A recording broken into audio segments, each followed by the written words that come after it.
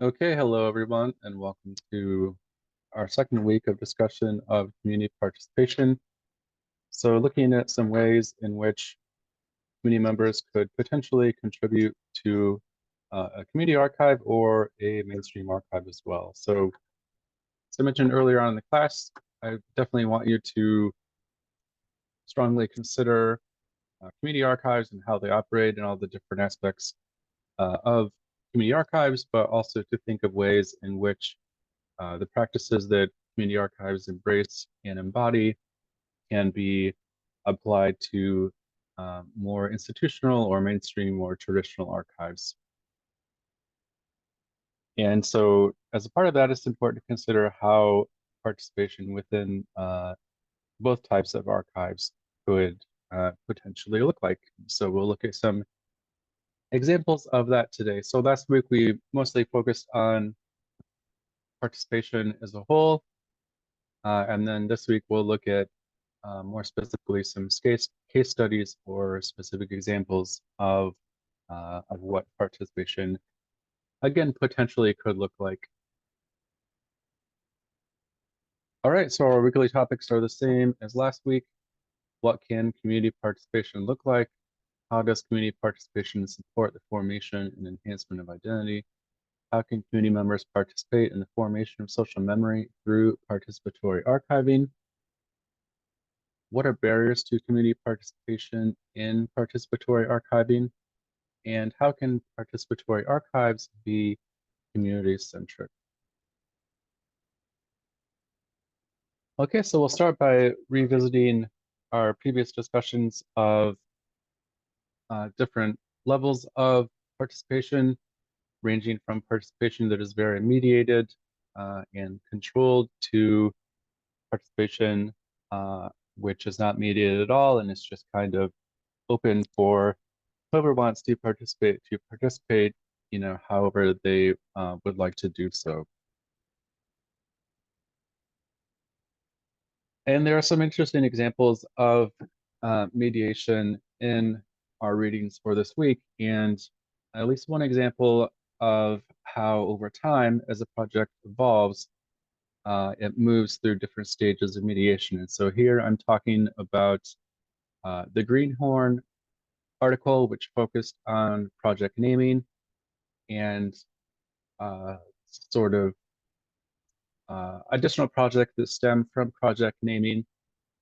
And it's interesting to see how project naming was more in the realm of mediated because uh, there was a lot of control by Library and Archives Canada over different aspects of the project, and they had a lot of sort of centralized control over what was going on. But as technology developed and as uh, social media and other tagging tools became a more commonplace, Library and Archives Canada developed their CoLab, which moved this project more into the less mediated space because in Library and Archives Canada CoLab, the public was given the ability to share knowledge and information autonomously, and there was sort of less of an intermediary step or kind of overseeing participation by Library and Archives Canada. So it was still a Library and Archives Canada project, but certainly less mediated since, again, the public had more autonomy to contribute to the project.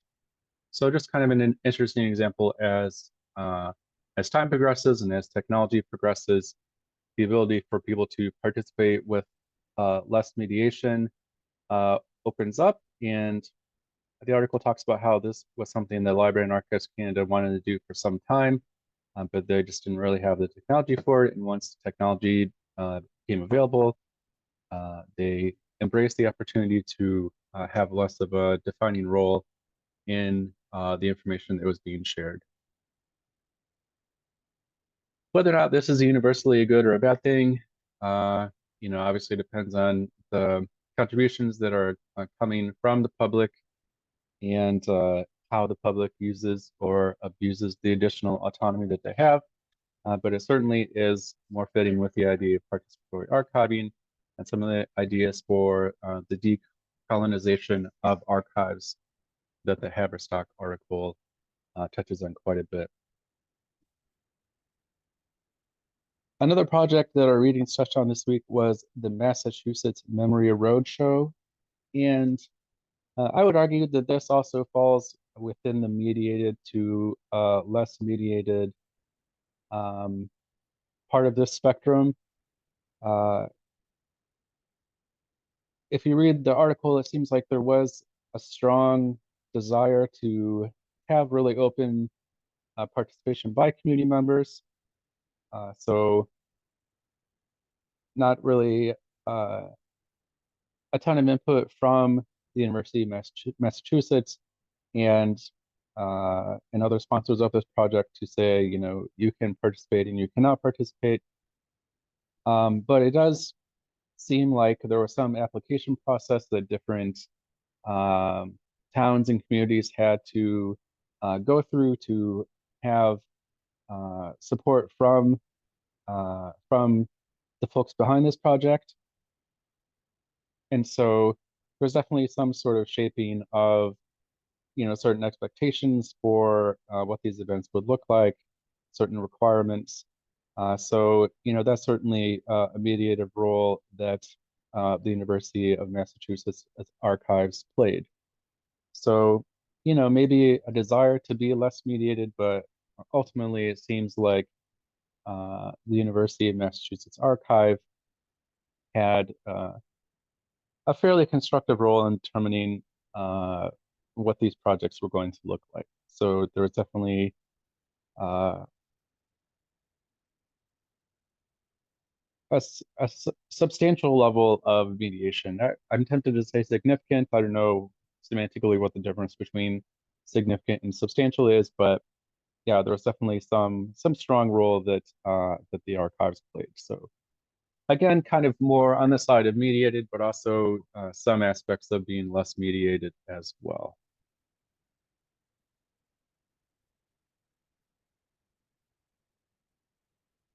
Okay, so next we'll talk about how community participation uh, can support the formation and enhancement of identity. I guess to hedge my slide title here a little bit. This is something that the Haberstock article talks about how participatory archiving can do this by providing spaces for community members to engage in alternative approaches that reflect their own ontologies and epistemologies. So again, just having this representation of a community and of the community's history that may differ from that portrayal, which may be present in archives or libraries or other information resources or institutions. And we'll talk more about how having this alternative approach towards archiving and sort of the results of this alternative approach can be beneficial for the communities that engage in this type of process. But, you know, at least ideally, it's going to result in a more accurate representation of a community being created and of a representation of a community which is more likely to help people feel like they have a sense of identity, they have a sense of belonging, that they are similar to other people that are out there, and just an overall greater sense of identity as a member of a community, as opposed to, you know, maybe feeling isolated or marginalized or ostracized because an individual doesn't see an accurate reflection of their experience or their community as they perceive it represented in archives or through other information sources. One key thing here that we touched on last week is the importance of openness as far as who can participate. And that's something that the Rochely article touches on, a desire by the archivist behind the Massachusetts Memory Roadshows to allow really anyone who felt like they had some connection with the community to be involved with these projects. And they sort of envisioned that through this openness, all these different members of the community and different perspectives would be added to the resulting projects. So if if you felt like you were a member of a town in Massachusetts, no matter what your economic status or what other demographics were, you could contribute. And they really wanted to foster a predilection towards openness and encouraging participation by all members of a community. And again, that just allows more people to contribute to projects. It allows a more nuanced and ideally accurate representation of a community to be created. And that sets the stage for people to look at the portrayal of a community and say, oh, yes, I see this. This resonates with me. This really connects with my sense of identity, my sense as a person. And as we've talked about, that can be a pretty positive thing in an individual's life. Of course, that openness has to be matched by the results, and the Rushley article talks about how there were instances where participants in the Massachusetts Memory Roadshows tended to be fairly homogenous. So, typically older white people. So, that result may not necessarily create a situation where an accurate representation of a community is going to exist, and where parts of a community that don't necessarily meet that demographic will be able to look at these Massachusetts Memory Roadshows and say, oh yeah, that connects with me. That connects with my sort of understanding of who I am and who this community is, what this town is, and I can get some sense of identity from that. So again, as we've talked about before, effort does not necessarily equal results. And you can say that you want to have openness and that you want people from different backgrounds to participate, but if they don't, then that can detract from the overall ability of your participatory archiving efforts to accurately reflect a community.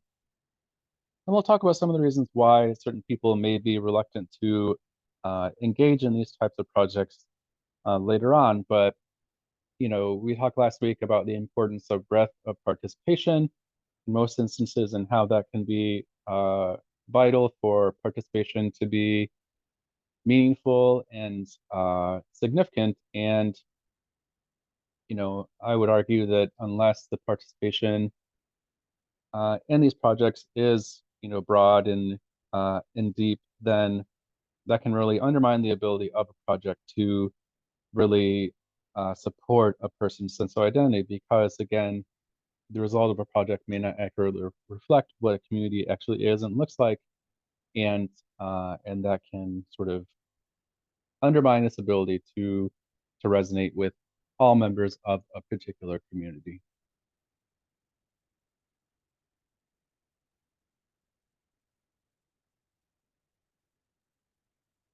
Okay, so looking at how can community members participate in the formation of social memory through participatory archiving, we'll start by looking at documentation. And this is something that the Greenhorn and Haberstock articles touch on.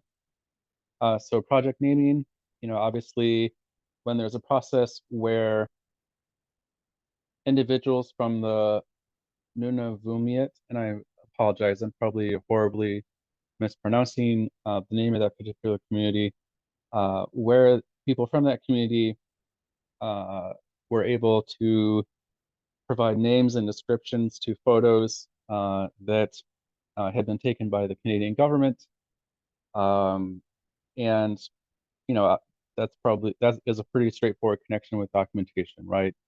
Documenting the names and descriptions of people and events and a way of life that had previously not existed because, as the article touches on, the Canadian government had some pretty awful thoughts about how people within this community should be represented. You're not allowed to have the name that you were given. They made them wear like dog tags at some point with their sort of Canadian government name and, horrible things. And so obviously this type of documentation serves as a very valuable correction to those horrible choices made.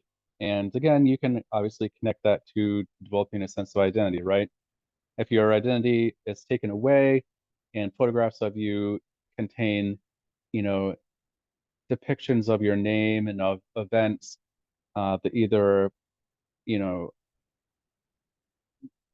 none of those are included and it's just, incorrect information, or the names that are included are, obviously not the names that people were given when they were born. That can definitely support a sense of identity by community members to have those wrongs corrected through additional documentation provided by this type of participatory archiving. The Haberstock article touches on documentation within participatory archiving as well. So talking about including terms that reflect the experiences, perspectives, and context of marginalized communities, and how that is one way in which decolonization work can be carried out in descriptive processes. So connecting this idea of documentation to the decolonization of archives, and we'll talk a little bit more about that later on. The Haberstock article also talks about the creation of metadata that would be used to augment expert-created metadata. So it's interesting that through the lens of the Haberstock article, which seems to be pretty like anti-traditional archives, the author suggests that this enhanced or augmented metadata would be used to augment what they describe as expert metadata, presumably created by archivists. So kind of an interesting, contrast or incongruity there. I like that word, incongruity. So that's just another way that documentation within participatory archiving can look like. And of course, when we're talking about metadata, we can tie that into two ideas of access as well, assuming that this metadata is used to support some kind of online access for individuals accessing these records down the road.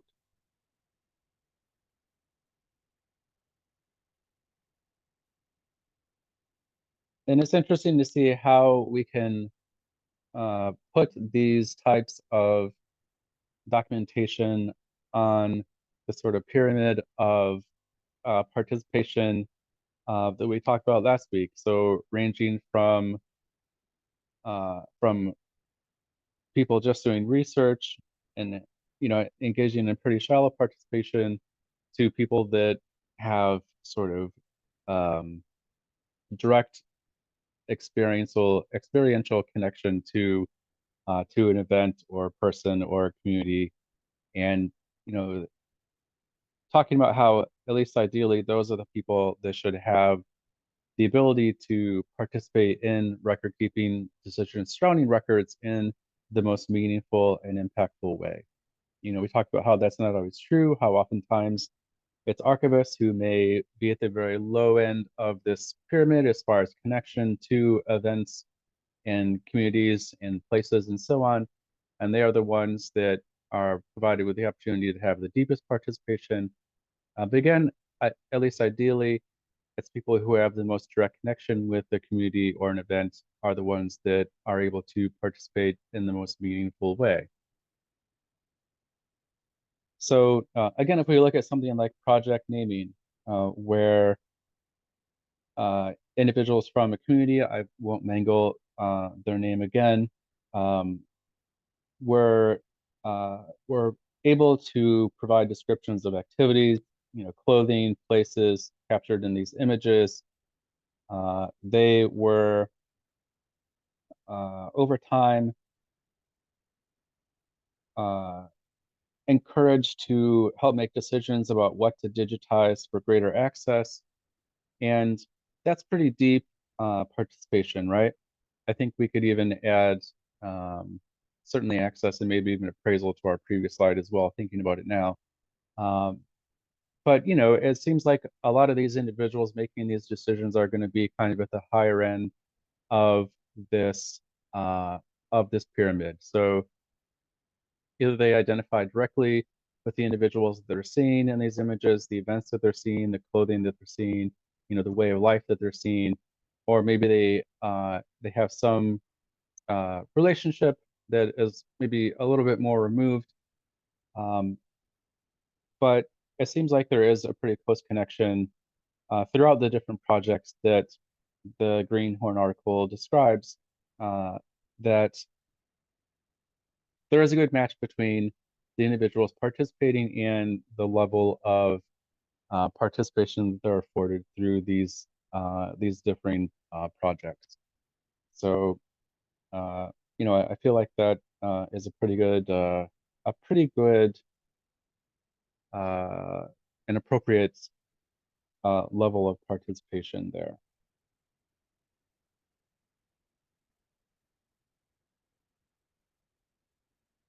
Okay, so next we'll talk about the Massachusetts Memory Roadshows, and a type of participatory archiving that I would connect this to mostly is appraisal. So you had people bringing in records that they felt represented their history and the history of their community, and these records were added to digital archive projects related to these different communities. And so again, the idea was that you have this open participation, and the records that people bring in, would ultimately paint this um, broad and inclusive picture of a community. But it is people that participate in these projects that are making appraisal decisions and saying, hey, this is what I think represents my community or my involvement within this community, or maybe my ancestors' involvement within this community, and I feel like it should be a part of these projects. And the article states that uh, the archive for the University of Massachusetts tried not to be prescriptive about formats or anything like that. So it does seem like the appraisal choices that participants were allowed to make were, fairly broad and, sort of in the spirit of openness. The archive wasn't necessarily being too prescriptive about what should be included and what shouldn't be included. So you can definitely attach that to the idea of appraisal, right? People are appraising the records and saying this belongs, and I feel like, I'm going to bring that in. It wasn't clear to me in this article about the role that people played in describing these records, or if they had any say in how the records were accessed. So I couldn't make those immediate connections. Obviously, if the people who are bringing in these records are encouraged to, say this is my grandpa and he's doing this and this and this, then we could attach that to documentation. And if people were able to participate in discussions of how accessible these records would be, then we could attach that to access as well. But again, just from this reading, it's not entirely clear what sort of subsequent record keeping choices these people who are bringing in records and making these appraisal choices were privy to. So you could definitely see some potential connections with some of the other types of participation that I have here, but it's not entirely clear what those connections might look like.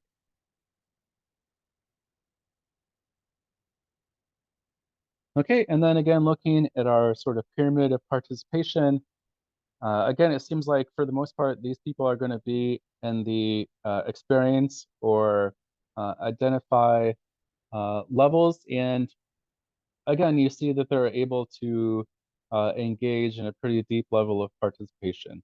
So they are able to say, you know, these records represent my community, which is a pretty formative act. And there does seem to be a pretty good connection between the level of participation with the the types of participation that are taking place.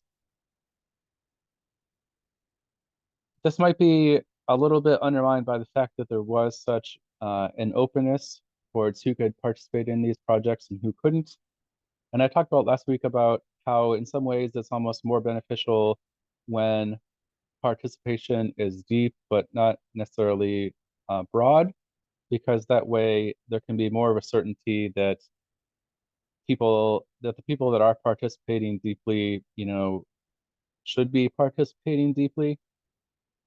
So, you know, again, you have to kind of weigh the pros and cons and decide, do we really want to have open access and risk people who are maybe at the relate or even research levels of sort of connection and involvement, making these pretty meaningful choices about what represents a community, you know, does it not really matter? You just have to kind of weigh the pros and cons of an archive or an institutional archive or a community archive when you are making these choices. And it's going to probably be on like a case by case basis what decisions you make. And, you know, I guess as long as you think about them and as long as they're justifiable, then, you know, it is what it is. So, okay. So next, we'll talk about some of the barriers to community participation and participatory archiving. One big one that the Greenhorn article mentioned is that members of Indigenous communities in Canada were pretty distrustful of mainstream archivists and the government.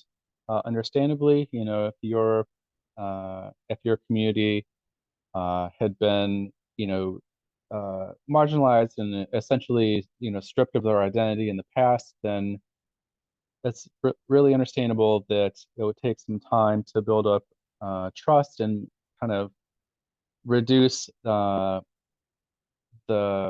unwillingness among community members to participate in this kind of project. You know, community members might think, well, you know, this is coming from a government that has done so much wrong to us.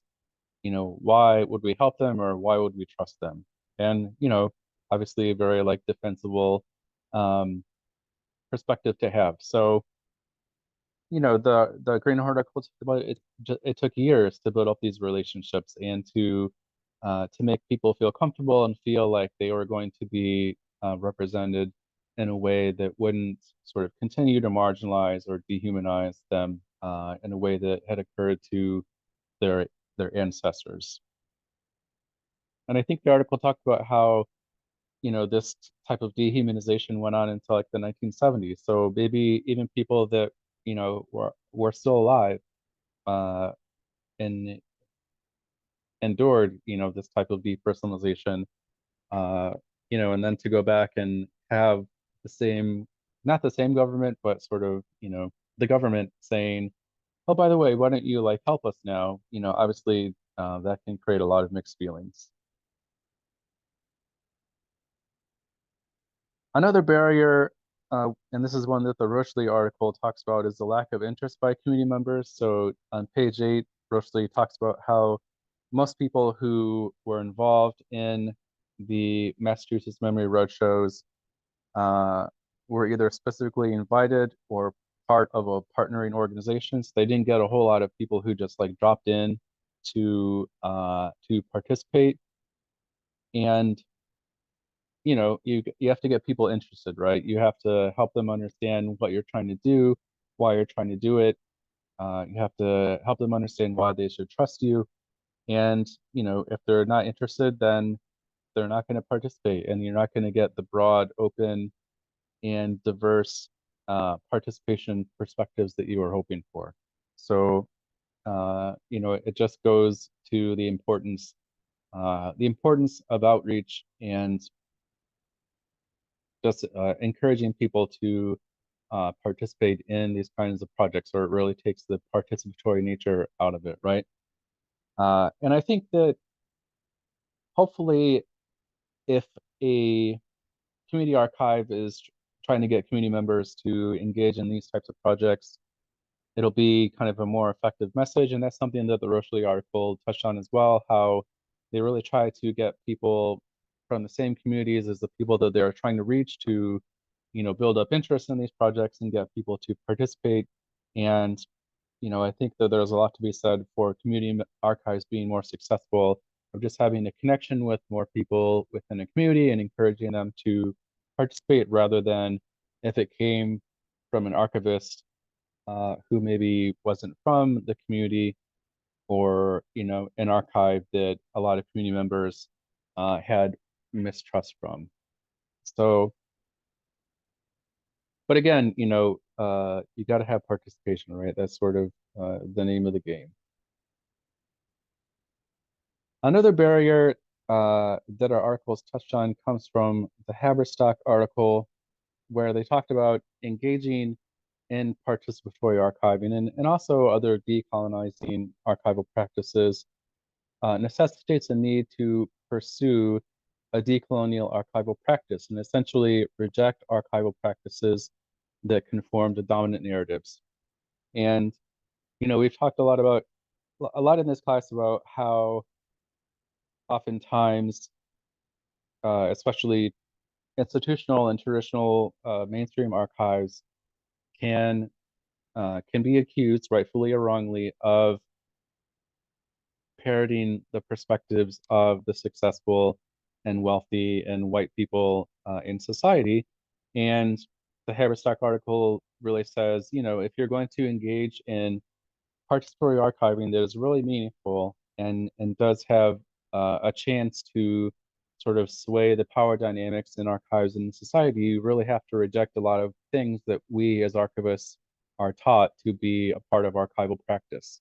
And especially looking at the institutional or mainstream archives perspective, that can make a lot of archivists feel uncomfortable, right? We have these sort of sacred cows and the archival profession and, archival academic discussions, things that we learn when we're getting our MLIS degrees that, we're supposed to do this and this and this. And it can be a barrier if someone comes along and says, well, if you really want to engage in participatory archiving, you're going to have to reconfigure how you archive and how you approach archiving in potentially radical ways. And that can definitely be off-putting for a lot of archivists, or at least make them feel uncomfortable. And that's probably a good thing. This might be less of an issue for community archives who um, may have people that have less archival training, and so they're less wedded to these sort of sacred cows of archiving, or they may have trained archivists who are sort of more willing to kind of jettison these ideas that they've learned. If you start a community archive or work in a community archive, you're probably a pretty independently minded individual. So, there's probably less reluctance to say, well, I don't care what I learned when I got my MLIS. I'm going to try things a different way, and hopefully that way is more responsive to my community and to my community's needs. Another interesting barrier that the Rochely article talks about is some friction between the goals of participants and the goals of organizers. So the disconnect between the goals of participants to get this sense of fulfillment, this sense of, making sure that their family is represented in history, and the good things that come from that, the identity building that can come from that, and the desires of the people organizing these events, the archivists, to have a really inclusive collection and have this openness towards different perspectives. So, anytime you you say we want everyone to participate in this project, or as many people uh, participate in this project as we can sort of corral, then other people who may have a particular sense of what a community is and their role within the community or the role of their, family or whatever within the community, there might be some disconnect there, and it could potentially result in maybe people feeling like participation in some cases is a bad thing, or participation in a project isn't going to meet their sort of desires or what they want the project to sort of add up to. And so that can create some tension. And similar to some of the sources of tension and debate that we talked about in this class a few weeks ago. One interesting one is the distance between participants. And so this is something that the project naming project use social media in an attempt to overcome. So, obviously Canada is a huge country, and there are Indigenous communities all over Canada, and to find some way where members of Indigenous communities throughout the country could contribute to this project. Library and Archives Canada is located in Ottawa, which is in Ontario, which is at the far eastern side of Canada, or maybe not far eastern, but the eastern side of Canada. And so, there had to be some way where community members could participate in this project throughout the country. And so that was initially a barrier, but again, social media made this less of a barrier, and eventually, with the Library and Archives Canada collab, it seems like as technology progressed, distance became even less and less of a barrier. So again, sometimes technology and just time progressing can be great ways to overcome some of these barriers to participatory archiving that may have existed. I think project naming was started in 2003, so what, like 20 years ago? Gosh, that seems like a long time. Okay, and then one other barrier that we'll talk about is something that we mentioned last time, just the infrastructure to facilitate participation. And, this can be a big one. Just having the technical sort of capabilities, the training, the skills to be able to collect and make available all these different perspectives about a community or about an event can be difficult. And that's something that projects related to project naming tackled as well, by involving youth from Indigenous communities and helping them develop skills to interview elders, to use equipment, and to gain experience editing and writing social memory. So essentially, providing community members with the tools to be more self-sufficient when engaging in participatory archiving activities. And this can have a lot of value, right? It can lead these participatory projects into more of a less mediated space, because to a certain degree communities are less reliant on Library and Archives Canada for resources and expertise. It can just give more of a local touch and sense and feel to these projects. So that's one way that infrastructure can be less of a barrier, not entirely removed, but be less of a barrier. Obviously, not every archive, and especially not every community archive, is going to have the resources to train people and to provide experience and all that. But maybe there are some of these ways that can be adapted on a smaller scale for archives that don't have quite the resources that Library and Archives Canada enjoys. Okay, and so we'll wrap things up by talking about how participatory archives can be community-centric. So obviously with the project naming project and the additional projects that stem from that, this idea of restoring the names of Indigenous community members to archival description We talked about the benefits of that from an identity building perspective. So we can connect that with the community interests, needs, and well-being being central. So pretty strong connection there. I just talked about these projects providing community members with skills to interview elders and use equipment and do editing and all that stuff. That's something that can contribute to well-being as well. Maybe community members can use these skills in other ways, whether it's just like personal employment or maybe the community can be more self-sufficient as far as archiving itself. So again, we can connect that to the community's interests, needs, and well-being as being central. The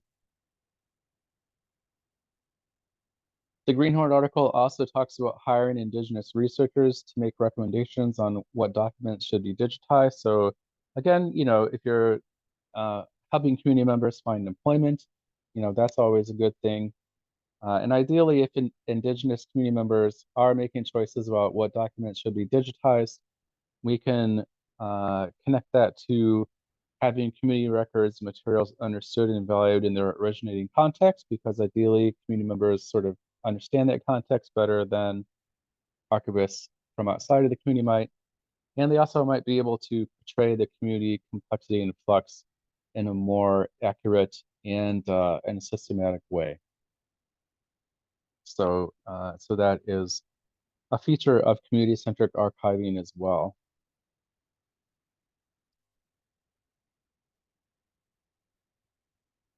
The Haberstock article talked about community participation and participatory archiving as being something that needs to be flexible to the different ways that reflect a community's information needs. And again, that's something that reflects placing community interest, needs, and well-being centrally. Just being able to say, well, what is the way that participation can occur that is most meaningful and beneficial for your community, instead of saying, well, here's how we've done it before, so here's how we're going to do it this time. Because, obviously that latter perspective is, one that says, we don't really care what you think or what's helpful, we're going to do it this way because we're the archives and we say so. So obviously not something that really focuses on the interests and well-being of a community as much as a more flexible approach to community participation.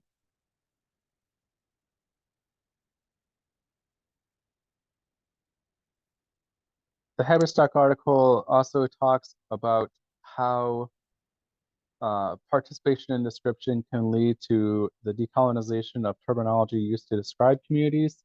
So, removing some of those incorrect names, removing some terms which might be harmful or, traumatizing to the community, and replacing them with more accurate and, helpful and building descriptions of a community. Obviously, that is something which, again, reflects the community's interests, needs, and well-being, does place community records and materials in their originating context, and can reflect community complexity and flux. The Greenhorn article talks about how Library and Archives Canada decided to include problematic descriptions with the records. And you might look at that and say, oh, well, that's actually going to be harmful because people are going to come across these terms when they're looking at records of, their community members and, be confronted with these, these awful terms that were used to describe Indigenous community members over the years. I would argue, and we'll read an article in a couple of weeks that touches on this as well, that in some ways, sort of eliminating those references also eliminates sort of how the community was viewed in the past and how the community was marginalized and harmed in the past, and sort of whitewashes the history of a community, and maybe whitewashes the ways in which the community has changed over time. So and this is my personal opinion, and people might disagree, but I think that including these harmful terms in description is also a way that participatory archives can be community centric. So, obviously participatory archiving is meant to set the record straight and say, no, these terms aren't correct. But I think if you kind of get rid of all the bad things in the past, then people lose the ability to recognize how things were in the past and sort of the awful things that a community has endured and the obstacles that a community has had to overcome.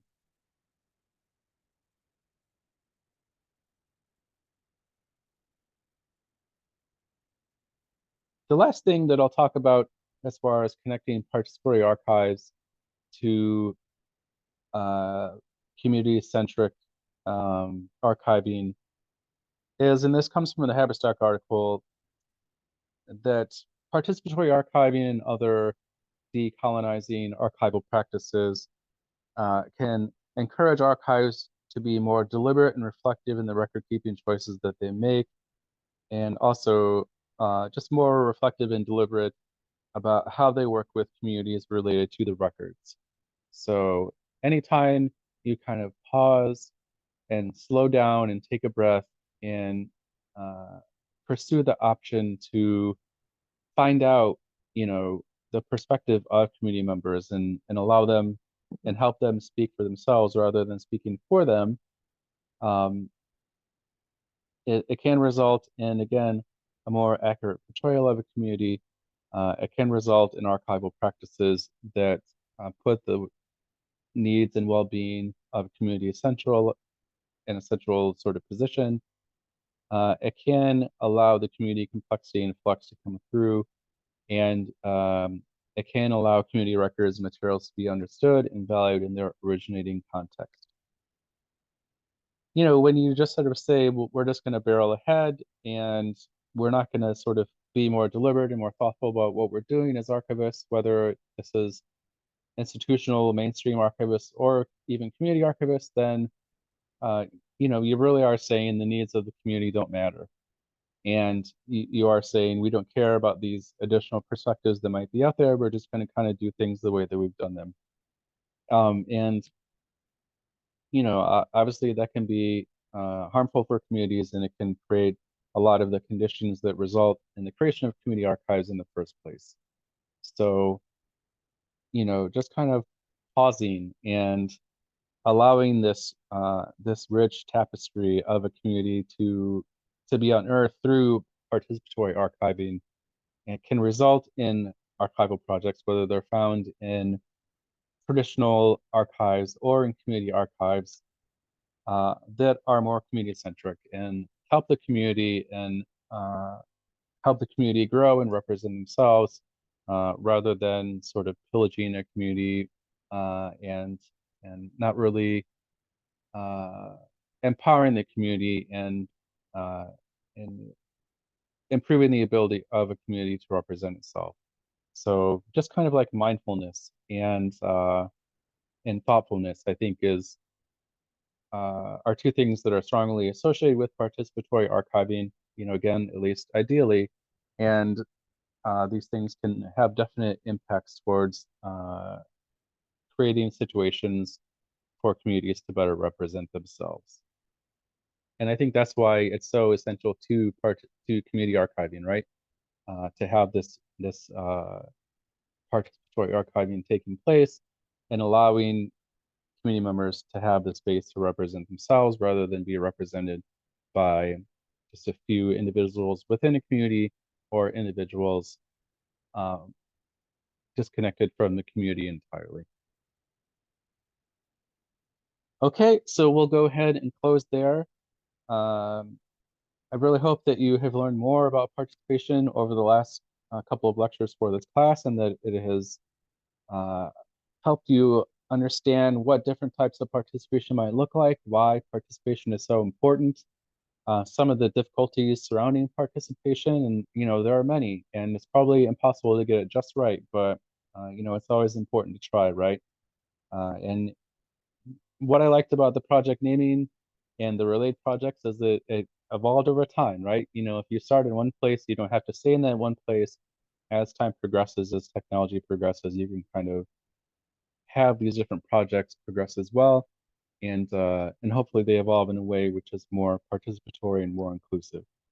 But you know, there has to be will both by archivists and community members to engage in these types of practices, and you know, that's kind of where it starts, and hopefully things end up in a good place. So I will leave it with that. Have a great week, and please let me know if you have any questions.